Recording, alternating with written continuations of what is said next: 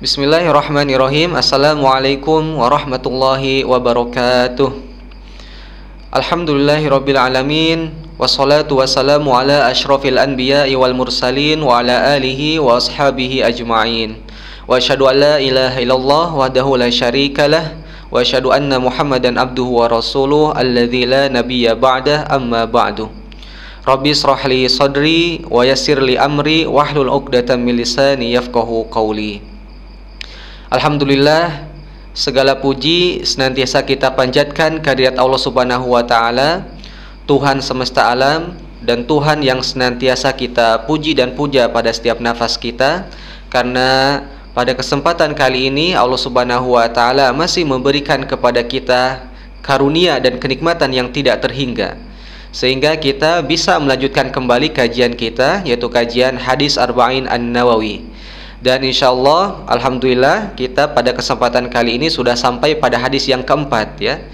Dan hadis yang keempat ini oleh para ulama disebut sebagai hadis marahilul khalqi, atau proses atau tahapan-tahapan terciptanya makhluk atau manusia.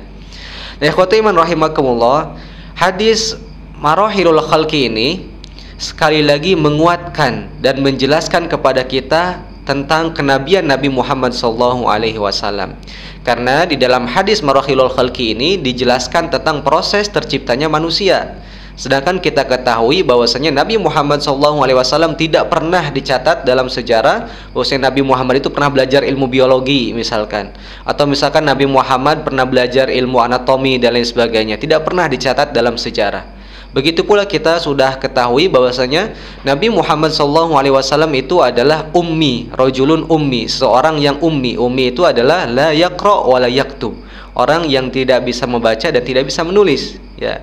Tapi di dalam hadis ini ternyata Nabi Muhammad SAW itu bisa menjelaskan tentang proses terciptanya manusia. Dan sekali lagi ini menguatkan bahwasanya Nabi Muhammad SAW itu benar-benar seorang nabi yang diutus oleh Allah Subhanahu wa taala. Dan itu juga sekali lagi menguatkan dan menunjukkan bahwasanya Nabi Muhammad SAW itu berdasarkan bimbingan wahyu dari Allah Subhanahu wa taala. Dan ikhwatu iman rahimakumullah, misalkan di dalam hadis yang lain Rasulullah SAW pernah mengatakan khuliqa kullu insanin min bani Adam sittin wa salasimi'ah mafsolin, ya. Di dalam sebuah hadis Rasulullah SAW pernah menjelaskan bahwasanya manusia itu diciptakan, dalam artian manusia itu memiliki 360 sendi di dalam tubuhnya. Dan itu ternyata terbukti dengan teknologi sekarang, ya, dengan pengobatan atau dengan teknologi sekarang itu dapat diakui, ya, dapat diketahui bahwasanya memang, ya, jumlah sendi manusia itu sekitar 360 buah sendi. Nah, bagaimana mungkin Nabi Muhammad SAW bisa mengetahui jumlah sendi manusia gitu kalau misalkan tanpa bimbingan wahyu dari Allah Subhanahu wa taala. Dan itu sekali lagi menguatkan, menunjukkan bahwasanya Nabi Muhammad SAW itu benar-benar seorang nabi yang diutus oleh Allah Subhanahu wa taala. Baik ikhwatu iman rahimakumullah, kita masuk ke dalam pembahasan hadis tersebut, hadis marahilul khalqi, hadis keempat dalam hadis Arba'in An-Nawawi. Di sini disebutkan an Abi Abdurrahman Abdullah bin Mas'ud, ya. Jadi dari Abi Abdurrahman Abdullah bin Mas'ud. Jadi Abi Abdurrahman ini adalah kunyah bagi Ibnu Mas'ud. Ya, pada pertemuan kemarin kita sudah paham, sudah dijelaskan bahwasanya orang Arab zaman dulu itu biasa memiliki 3 nama, ya. Biasa memiliki 3 nama. Yang kemarin, nama yang pertama ada yang disebut dengan Ismun Karim, atau nama lengkap, nama asli orang tersebut, ya. Kemudian yang kedua ada kunyah. Nah, kunyah. Kemudian yang ketiga ada laqab atau gelar. Nah, di sini ternyata Abdullah bin Mas'ud itu mempunyai kunyah, yang mana kunyahnya adalah Abi Abdurrahman. Thaib, ya khatiman rahimakumullah. Di sini Abdullah bin Mas'ud mengatakan qala haddatsana Rasulullah sallallahu alaihi wasallam, dan menceritakan kepada kami Rasulullah sallallahu alaihi wasallam, wa huwa shadiqul masduq, dan Rasulullah sallallahu alaihi wasallam itu adalah orang yang jujur dan terpercaya, ya. Menurut para ulama, kenapa di sini Abdullah bin Mas'ud mengatakan as-shadiq al-masduq? Nah, ternyata Karena hadis tersebut, hadis ini itu menjelaskan tentang perkara gaib, ya, tentang proses terciptanya manusia, kemudian proses bagaimana ditiupkannya ruh kepada manusia tersebut dan lain sebagainya, ya. Maka Abdullah bin Mas'ud di sini menguatkan bahwasanya hadis tersebut itu berdasar atau berasal dari Nabi Muhammad SAW, yang mana Nabi Muhammad itu as-sadiq al-masduq, orang terpercaya, orang yang jujur dan tidak mungkin berbohong, ya. Jadi sebagaimana disebutkan juga pada pertemuan kemarin, bahwasanya konsekuensi kita ketika mengatakan, ketika kita bersyahadat asyhadu anna Muhammadar Rasulullah, persaksian bahwasanya kita mengakui bahwasanya Nabi Muhammad itu utusan Allah, maka konsekuensinya adalah kita membenarkan apa yang disampaikan oleh Nabi Muhammad SAW, ya. Termasuk di dalamnya adalah perkara-perkara gaib, ya. Misalkan Nabi Muhammad SAW itu mengkabarkan tentang peristiwa kiamat misalkan, kemudian Nabi Muhammad mengkabarkan tentang apa saja yang akan terjadi di yaumul akhirah dan lain sebagainya. Nah, kita harus membenarkan hal itu. Kenapa? Karena itu adalah konsekuensi keimanan kita, syahadat kita terhadap Nabi Muhammad SAW. Nah, makanya di sini Abdullah bin Mas'ud mengatakan as-sadiq al-masduq, ya, Nabi Muhammad SAW itu adalah orang yang jujur dan terpercaya, karena di dalam hadis ini nanti disebutkan tentang perkara-perkara gaib, ya, tentang proses terciptanya manusia, kemudian ditiupkannya ruh oleh malaikat dan lain sebagainya. Kita lanjutkan ya khutiman rahimakumullah. Di sini Ibnu Mas'ud mengatakan di sini Rasulullah SAW mengatakan, Inna hadakum yujma'u khalquhu fi batni ummihi. Sesungguhnya kalian semua akan dikumpulkan penciptaannya di dalam rahim ibunya. Fi batni ummihi arba'ina yauman nutfatan, ya, selama 40 hari, ya, sebagai nutfah, ya. Jadi di sini Rasulullah SAW menyebutkan bahwasanya manusia itu dikumpulkan, maksudnya proses terciptanya manusia adalah berawal dari nutfah, ya, yang mana nutfah ini selama 40 hari di dalam rahim ibunya. Kemudian Rasulullah menyebutkan lagi, summa yakunu alaqatan misla dzalik. Kemudian setelah nutfah maka menjadi alaqah. Alaqah ini adalah segumpal darah, ya, yang mana waktunya atau jangka waktunya misla dzalik, sama, yaitu 40 hari, ya. Kemudian summa yakunu mudghatan misla dzalik. Kemudian setelah itu maka menjadi mudghah, ya. Mudghah ini kalau bahasa medis sekarang itu embrio, ya. Maka setelah itu maka menjadi embrio selama 40 hari, ya. Jadi 40 hari itu sperma atau nutfah. Kemudian setelah itu selama 40 hari maka menjadi mudghah atau menjadi alaqah, ya. Dan alaqah ini selama 40 hari juga. Kemudian setelah alaqah maka menjadi mudghah atau menjadi embrio selama 40 hari. Jadi total sekitar 120 hari, ya, dari awal nutfah sampai menjadi mudghah, seperti itu. Kemudian ikhwatu iman rahimakumullah, di sini sebutkan summa yursalul malaku, kemudian diutuslah malaikat, ya. Maka siapa yang mengutus? Tentu saja Allah Subhanahu wa taala. Jadi Allah Subhanahu wa taala mengutus malaikat, fayanfuhu fihi ruh, kemudian ditiupkanlah ruh kepada embrio tersebut, kepada janin tersebut. Wa yu'maru bi arba'i kalimatin, kemudian malaikat tersebut diperintahkan untuk 4 perkara, ya. Nah, di sini 4 perkaranya apa saja? Bikatbi rizkihi, ditulis rizkinya. Kemudian wa ajalihi, dan ajalnya. Ajalnya sampai kapan? Misalkan dari awal kelahirannya sampai dia meninggal itu berapa umurnya. Nah, ini sudah ditetapkan oleh Allah Subhanahu wa taala. Dan yang namanya ajal itu la yastakhiruna sa'atan wa la yastaqdimun. Sebagaimana Allah Subhanahu wa taala mengatakan dalam Al-Qur'an. Jadi ajal itu tidak bisa didahulukan dan tidak bisa diakhirkan. Kita tidak bisa mengawalkan ajal, tidak bisa juga kita mengakhirkan ajal. Jadi kalau misalkan orang itu meninggal, maka itu sudah memang ajalnya seperti itu, ajalnya segitu dari Allah Subhanahu wa taala. Taib ya khatiman rahimakumullah, wa amalihi, dan amalnya. Kemudian wa syaqiyun au sa'idun, dan kemudian apakah orang itu akan bahagia atau sengsara, seperti sengsara atau bahagia. Nah, kemudian khatiman rahimakumullah, di sini Rasulullah SAW menjelaskan lagi, fawallahi, maka demi Allah. Ya, di sini Rasulullah SAW Kalau dalam bahasa Arab itu namanya qasam ya. Jadi qasam itu adalah sumpah ya. Wallahi, demi Allah. Di sini Rasulullah SAW bersumpah demi Allah, kata Rasulullah, alladzi la ilaha ghairuh, yang mana tidak ada Tuhan selainnya ya, selain Allah Subhanahu wa taala. Hatta ma yakunu bainahu wa bainaha illa dziraun, sehingga tidak ada jarak di antara dirinya dan surga tersebut kecuali tinggal sehasta ya. Nah, jadi dalam artian di sini Rasulullah SAW bersumpah demi Allah, sesungguhnya seseorang manusia itu dia melakukan amal kebaikan, amal soleh, amal yang diridhoi oleh Allah Subhanahu wa taala, sampai jarak antara dia dengan surga itu tinggal sehasta ya. Kemudian di sini Rasulullah mengatakan lagi, hatta ma yakuna bainahu wa bainaha illa dziraun fayasbiqu alaihil kitab. Kemudian ia didahului oleh ketetapan Allah ya, fayasbiqu alaihil kitab fayamalu bi amali ahlin nar, lalu ia melakukan perbuatan ahli neraka ya. Fayamalu bi amali ahlin nar fayadkhuluha, sehingga dia masuk neraka. Ini nauzubillahi min zalik ya, khotiman rahimakumullah ya. Jadi hadis ini yang disebutkan oleh Rasulullah SAW barusan adalah bahwasanya ada seorang manusia yang dia itu melakukan amal ibadah ya, melakukan amal-amal yang diridhoi oleh Allah Subhanahu wa taala, sehingga dia itu jarak surga dengan dia itu begitu dekat gitu. Tapi ternyata di akhirnya dia melakukan suatu perkara yang dibenci oleh Allah Subhanahu wa taala, perkara yang melanggar syariat Allah Subhanahu wa taala, fayadkhulaha, sehingga dia masuk ke dalam neraka gitu. Nah, jadi yang awalnya dia itu amal soleh, melakukan amal soleh, kemudian sehingga dia itu dekat dengan surga, kemudian dia ternyata pada akhirnya melakukan pekerjaan-pekerjaan yang tidak diridhoi oleh Allah Subhanahu wa taala, sehingga dia yang awalnya begitu dekat dengan surga menyebabkan dia itu masuk neraka. Nauzubillahi min zalik. Nah, kemudian di sini Rasulullah menyebutkan kembali, wa inna ahadakum la ya'malu bi amali ahlin nar.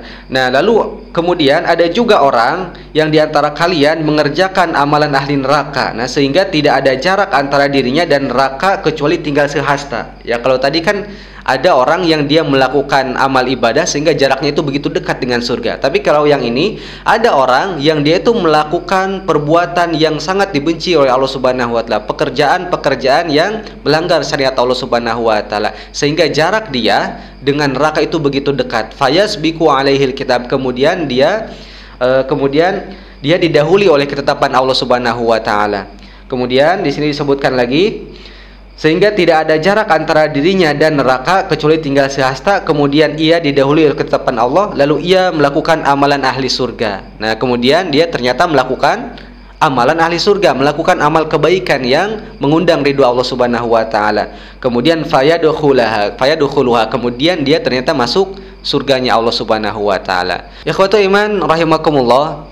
Maka sumpah Rasulullah SAW ini yang tadi Rasulullah menyebutkan fawallahi la ilaha ghairuh ya, demi Allah yang mana tiada Tuhan selainnya, yang mana Rasulullah SAW menyebutkan tentang ada seseorang yang dia itu ahli ibadah, dia itu Masya Allah ibadahnya rajin dan lain sebagainya ya, sehingga jarak orang itu dengan surga itu begitu dekat. Nah, ternyata pada akhir hayatnya dia itu meninggal dalam keadaan su'ul khotimah. Nauzubillahi min zalik. Dari yang awalnya dia begitu dekat dengan surga, tapi karena dia pada akhir hayatnya melakukan perkara yang dibenci oleh Allah Subhanahu wa taala, sehingga dia pada akhirnya justru masuk neraka seperti itu.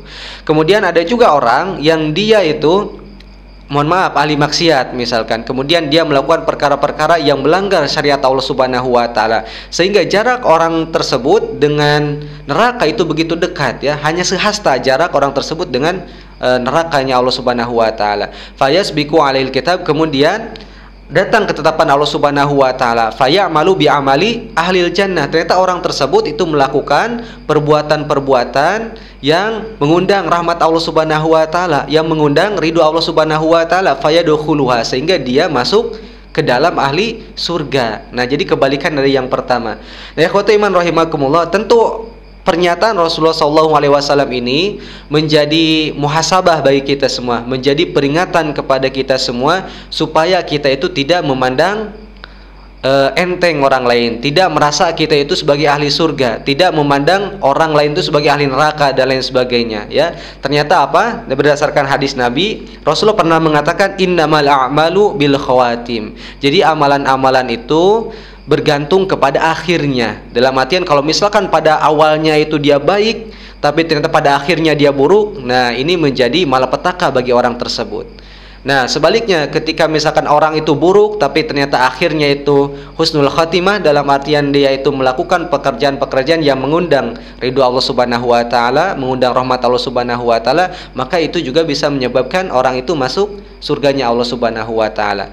Maka ikhwatul iman rahimakumullah, hadis ini menjelaskan kepada kita supaya kita itu tidak gampang menghardik orang lain, tidak gampang menghukumi orang lain. Misalkan kita menghukumi orang lain dasar ahli neraka, nauzubillahi min zalik, atau misalkan dasar ahli maksiat dan lain sebagainya. Jangan kita mempunyai perkataan-perkataan seperti itu.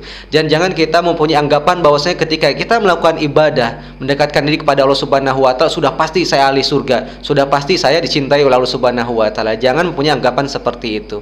Makanya dalam Al-Qur'an, wala tuzakku anfusakum, jangan kalian itu menganggap diri kalian itu suci, ya. Nah, di dalam Al-Qur'an, di dalam surat Al-Hujurat misalkan, Allah Subhanahu wa taala mengatakan, ya ayyuhalladzina amanu la yaskhar qaumun min qaum, ya. Wahai orang-orang yang beriman, janganlah kalian itu mengejek kaum yang lain, ya.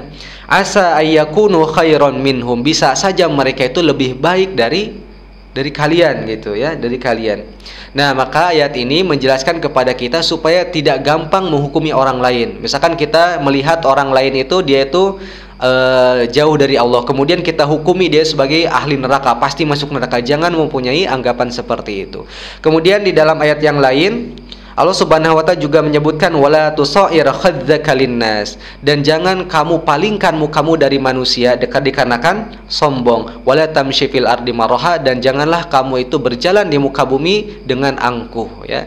Jadi jangan kita itu mempunyai perasaan sombong. Dalam artian misalkan kita itu beribadah kepada Allah, dekat dengan Allah Subhanahu wa taala, melakukan perkara-perkara yang diperintahkan oleh Allah Subhanahu wa taala, kemudian kita merasa sombong, merasa kita itu adalah orang yang dicintai Allah Subhanahu wa taala. Kemudian kita merendahkan orang lain, kita melihat orang misalkan yang dia itu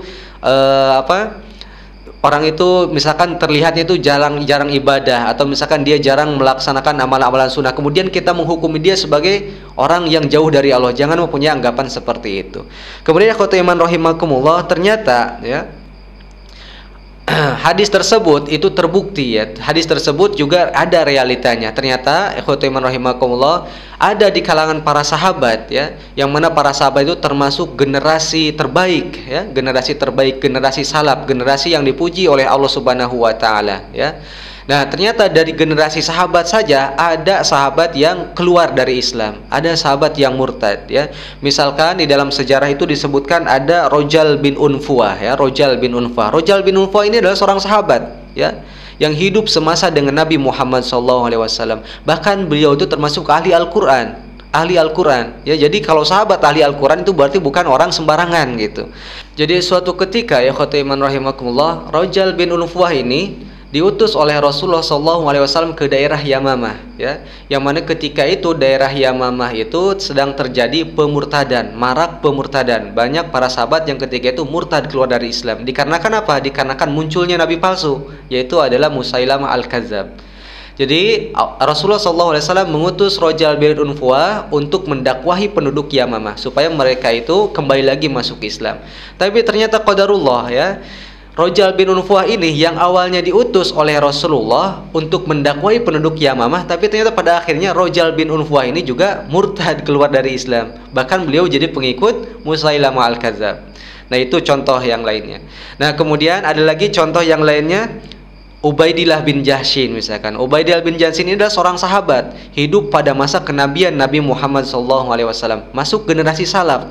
Tapi ternyata Ubaidillah bin Jahshin ini qadarullah pada akhirnya murtad, keluar dari Islam ketika hijrah ke Habasyah.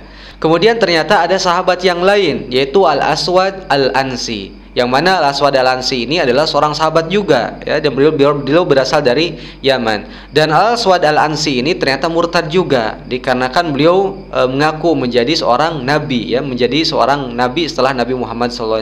Nah, ikhwatu iman rahimakumullah, maka ini sekali lagi mengingatkan kepada kita semua supaya kita itu terus memohon hidayah kepada Allah Subhanahu wa taala. Terus memohon supaya kita diwafatkan dalam keadaan husnul khotimah. Karena ternyata orang-orang yang dia itu hidup pada masa Nabi, hidup pada masa kenabian yang dekat dengan Nabi Muhammad SAW, itu tidak luput, ya, terjerumus ke dalam perkara-perkara yang dibenci oleh Allah Subhanahu wa taala, sehingga mereka itu murtad, keluar dari Islam. Nah, kemudian ikhwatu iman rahimakumullah, ada contoh lain, misalkan sebagaimana yang kita ketahui di dalam sebuah hadis yang diriwayatkan oleh Abu Hurairah, ya, di dalam hadis Bukhari, ada seorang perempuan, ya, hadis yang sangat masyhur, seorang perempuan bezina, ya, maaf, nauzubillahi min zalik, seorang perempuan bezina. Kemudian seorang perempuan ini ternyata melihat seekor anjing, yang mana seekor anjing itu sedang kehausan, ya, yalhas, sedang kehausan, menjulurkan lidahnya. Nah, kemudian ternyata perempuan tersebut itu mengambil air dari sumur menggunakan sepatunya, kemudian memberikan minum seekor anjing tersebut, sehingga anjing tersebut hilang rasa hausnya. Dan ternyata orang tersebut diampuni oleh Allah Subhanahu wa taala, sehingga dia dimasukkan ke dalam surganya Allah Subhanahu wa taala. Jadi, pelajaran yang bisa kita ambil adalah tadi, ya, jangan kita mempunyai anggapan ketika kita beribadah kepada Allah bahwasanya kita adalah orang yang paling mulia, kemudian kita merendahkan orang lain. Kita menganggap bahwasanya orang lain itu ahli neraka, ahli maksiat, dan lain sebagainya. Jangan kita mempunyai anggapan seperti itu, karena tidak ada yang bisa menggaransi keimanan kita, ya khotbah iman rahimakumullah. Tidak ada yang bisa menggaransi keimanan kita. Siapa yang bisa menggaransi keimanan kita? Tadi contoh misalkan seorang sahabat ada yang murtad, dan ada juga seorang pezina yang dia itu, yang mana zina itu sesuatu yang sangat dibenci oleh Allah Subhanahu wa taala, termasuk dosa besar, tapi ternyata karena melakukan perkara kebaikan yang disukai oleh Allah Subhanahu wa taala, sehingga mendapatkan rahmat dari ridho Allah Subhanahu wa taala yang menyebabkan perempuan tersebut menjadi ahli surga. Nah, ikhwatu iman rahimakumullah, maka setiap kita melaksanakan sholat, kita senantiasa membaca surat Al-Fatihah. Dan dalam surat Al-Fatihah kita membaca ihdinas siratal mustaqim. Ya Allah, tunjukkanlah kepada kami jalan yang lurus, ya. Ihdinas siratal mustaqim ini adalah doa dalam artian semoga Allah Subhanahu wa taala senantiasa menempatkan kita, senantiasa Allah Subhanahu wa taala menjadikan kita itu berada di dalam hidayah, berada dalam agama Islam. Wa tawaffana muslimin. Dan kita memohon kepada Allah Subhanahu wa taala semoga kita diwafatkan dalam keadaan Islam. Ikhwatu iman rahimakumullah, oleh karena itu mari kita berdoa kepada Allah Subhanahu wa taala semoga kita diberikan husnul khatimah. Allahumma inna nas'aluka husnul khatimah. Ya Allah, kami memohon kepadamu semoga kami diberikan rizki, diberikan nikmat wafat dalam keadaan muslim, wafat dalam keadaan husnul khatimah. Wa na'udzubika min su'il khatimah. Dan kami memohon kepadamu dan kami berlindung kepadamu supaya kami dijauhkan dari su'ul khatimah, dari wafat dalam keadaan non muslim. Ikhwatu iman rahimakumullah, mudah-mudahan apa yang saya sampaikan ada manfaatnya, dan mudah-mudahan juga apa yang saya sampaikan bisa meningkatkan keimanan dan ketakwaan kita kepada Allah Subhanahu wa taala. Rabbana atina fid dunya hasanah wa fil akhirati hasanah wa qina adzabannar. Subhana rabbil izzati amma yasifun wa salamun alal mursalin walhamdulillahi rabbil alamin. Wassalamu alaikum warahmatullahi wabarakatuh.